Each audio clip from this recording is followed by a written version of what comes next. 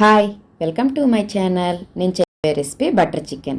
దీన్ని మనం రెస్టారెంట్ స్టైల్లో ట్రై చేయడం లేదు. నేను ఎప్పుడు ఎలా వండుకుంటానో అలాగే బటర్ చికెన్ వండుకొని మీకు చూపిద్దాం అనుకుంటున్నాను. ఇలా వండుకుంటే మీకు చాలా టేస్టీగా ఉంటుంది, సాఫ్ట్గా కూడా ఉంటుంది, తినాలనిపిస్తూ ఉంటుంది.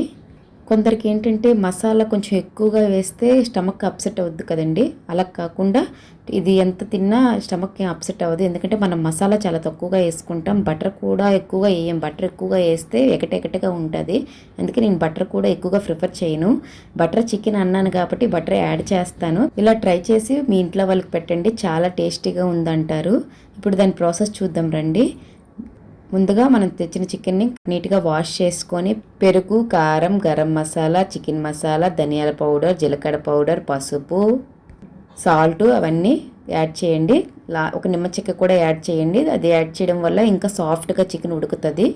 వేసుకున్న తర్వాత అన్ని చికెన్కి పట్టేటట్టు బాగా కలుపుకొని పక్కన పెట్టుకోండి. తర్వాత మనం గ్రేవీ మసాలాకు కావాల్సినవి ఆనియన్స్, టమాటా, పచ్చిమిర్చి, అల్లము, వెల్లుల్లి అన్నీ కట్ చేసుకొని ఒక కడాయి తీసుకొని అందులో 1 టేబుల్ స్పూన్ ఆయిల్ వేసి అవన్నీ వేసి ఫ్రై చేయండి. ఫ్రై చేసిన తర్వాత దాన్ని మిక్సీ పట్టి పక్కన ఉంచుకోండి.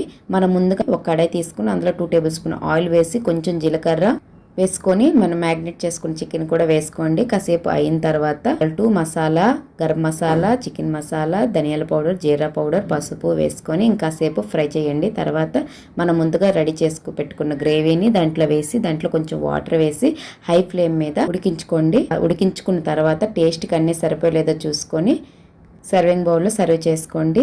ఇలా తింటే చాలా బాగుంటుంది. మళ్ళీ మళ్ళీ అడుగుతుంటారు, పిల్లలు కూడా మళ్ళీ అడుగుతుంటారు. మనం ఎక్కువ మసాలా వేసుకోం కాబట్టి వాళ్ళకు కూడా పెద్దగా కారం అనిపించదు, ఎగటగా అనిపించదు. ఇలా చేసి పెట్టి దీన్ని చపాతీల్లోకి కానీ రైస్లోకి కానీ చాలా టేస్టీగా ఉంటుంది. వడల్లోకి కూడా చాలా బాగుంటుంది.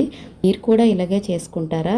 మీలో స్పైసీగా తిన్న వాళ్ళు కూడా ఉంటారు. స్పైసీగా తిన్న వాళ్ళకి స్పైసెస్ ఎక్కువ యాడ్ చేసుకోండి. మీరు కూడా మీ ఇంట్లో ఇలాగే చేసుకుంటారా? కామెంట్ బాక్స్లో కామెంట్ చేయండి. మీ ఫీడ్బ్యాక్ కూడా నాకు తెలియజేయండి. సపోర్ట్ చేస్తారని మనస్ఫూర్తిగా కోరుకుంటున్నాను. ఆల్రెడీ సపోర్ట్ చేస్తున్నారు. ఓకేనండి, నెక్స్ట్ వీడియోతో కలుద్దాం. Thank you for watching. Please like, share, subscribe and click on bell icon.